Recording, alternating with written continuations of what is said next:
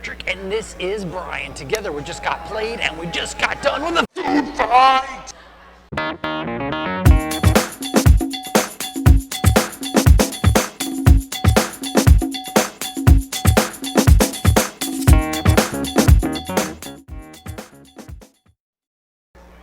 Brian, tell us a little bit about Food Fight and your bacon.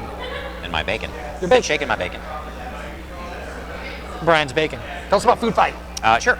Food Fight is a two-player competitive game. It's set with the theme of basically being in the refrigerator, the meat versus the vegetables, and they're engaging in a tactical battle against one another for control of the shelf in the fridge or whatnot.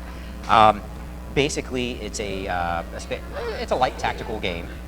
2 players, take probably about 20 minutes to play, I think. Essentially, each of the players randomize their fighters.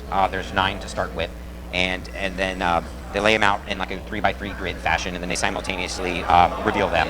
And then you've got your 2 front lines, which are going to be the main characters that are going to be battling against one another. So one's like Team Vegetable, that was Patrick, you know. And then the other was Team Meat, you know, so yeah. Now each one of the, depending on what type of character you are, you're only going to be able to attack. Each one has like a thought bubble, and that's the only type of enemy that they can attack. So for instance, this guy, this drumstick, he can only attack the cabbage, which is this thought bubble here. So he can either attack somebody who's like straight across, or it could be even diagonal, but it's got to be along the front lines. Now during your turn, there's 3 different options that you can take. You can either make an all-out attack and you roll your dice, and if you get a hit, then you would actually just defeat their character. If you end up not getting a hit and defeating their character, then you get the number of beans that are rolled as a consolation prize, which the beans are going to act as currency. And you'll be able to spend those and to purchase 1 item per turn after you choose what your 1 option is for the turn. The other thing you can do is you can swap your character. So in whatever row you're going to. So here's where some of the tactics come into play, where you might have the guy who can attack a cabbage, and the only cabbage on his first line is all the way at the end. So I could swap these 2 guys over here, and then now I'll be able to attack him. Or I can move this guy to the middle row because he can still attack diagonally as well. Now, if you swap, you also get to take 1 bean from the supply. And then the final thing you can do is you can just make a straight out roll for beans to just increase your currency, and you roll the 2 dice and see what happens, how many beans that you get. If you get the splat mark, which is like the hit, then you get to just keep re-rolling. So after you choose one of your 3 options, you can then spend any number of beans to purchase 1 item. The different types of items that there are you can buy a bonus dice, which will add to your immediate next die roll, so whether it's attacking or rolling for beans. You could buy a spoon, which will increase the range and allow you to attack whichever character you place it on. They still have to attack the same type of, they're still limited to what target it could be. Like, they got to fit that thought bubble still, but they can attack subsequent ranks or rows or any. It's a ranged attack. It's basically a ranged attack. And it's a one-time use, so whether you hit or not, you lose your spoon spear essentially. There's the frying pan, which it's not a range attack, so it's got to basically go, I think, somewhere in the front row, but it allows you to ignore whatever your thought bubble is for your required attack. You can just bash anybody who's basically adjacent. And then your cracker shield basically absorbs a hit, and then each person has access to 3 of these from their own personal supply, and once your cracker's broken, it's gone forever. And then each player has basically 3 special ability cards, or like event cards, some of which can be static and stay out on the board, some of which can be removed from the game entirely, or some can also just go back to the supply. And those generally cost the most amount of beans when you go to purchase them, but they're also like the most powerful type of ability. The end of the game condition is the first player to collect 3 of the same type of the opponent's food. So if I collect 3 of his onions or 3 of his broccolis or something like that, or he collects 3 of my roast beefs or whatever that was. With that, Patrick, what would you say is your favorite thing about Food Fight? It is a visual spatial tactical game, but it's light, and it's really rules light and kind of fun to play. And I've got an angry broccoli. How could you be upset about an angry broccoli? So it's a game that kids can get into, and it's starting to teach them strategy, and it's just themed really light and fun, and not a big brain burner for a tactical strategy game. I know you love those kind of games that are really in depth and have visual spatial relationships like that. I don't really like them as much, and this one kind of bridges that gap for me.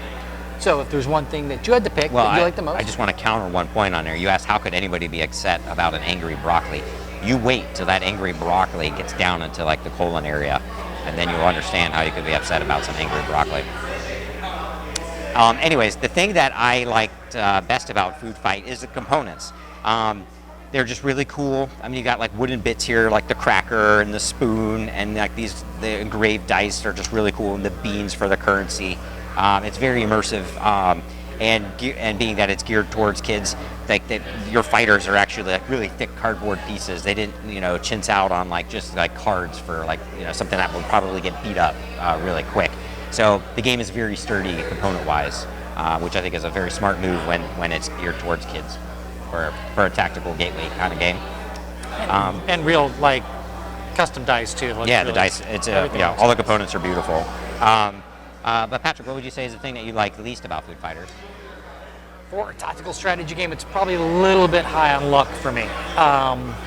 It's only because I have to pick one thing that I dislike, because that's the way our show goes. But if I have to pick one thing, it's a tactical strategy game, and it's got some luck involved with the placement of the original cards, like you mentioned, and it's also got a fairly high luck quotient for the custom dice. So it's the percentage of luck, I suppose. And if there's one thing that you had to pick that you like the least, and if you watch the shows, you'll notice that Patrick has a thing about saying games might be a little luck heavy, but generally when he tends to lose. So when he tends to win, then it's all strategy. I did this one though. I did win. Fine. He did win this one. It's probably because it was high luck. So yeah, probably. What do you not like? The thing that I like least about the fact that FoodFighters. you lost. Yeah, I did lose, but usually when it comes to nutrition, you can lose some weight, so it's not always a bad thing.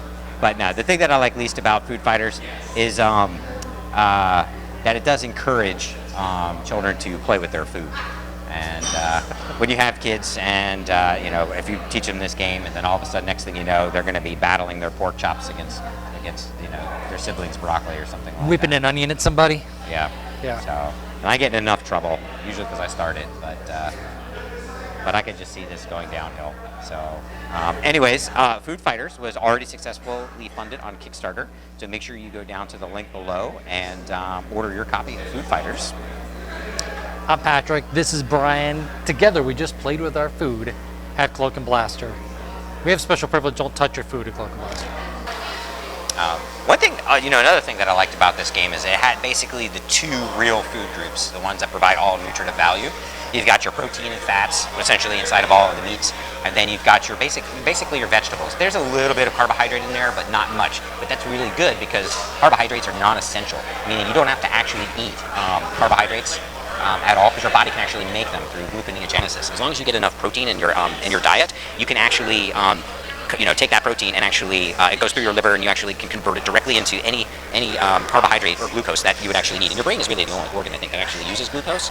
The rest of your body is perfectly quite capable of running off of ketones, which if you're eating an adequate amount of protein and an adequate amount of fat, the fat will then be broken down in your liver into these ketone and ketone type bodies, which then are it's actually a more efficient fuel source for both your heart and all of your muscles, and even your brain. Some parts of your brain as well will also run off of ketones.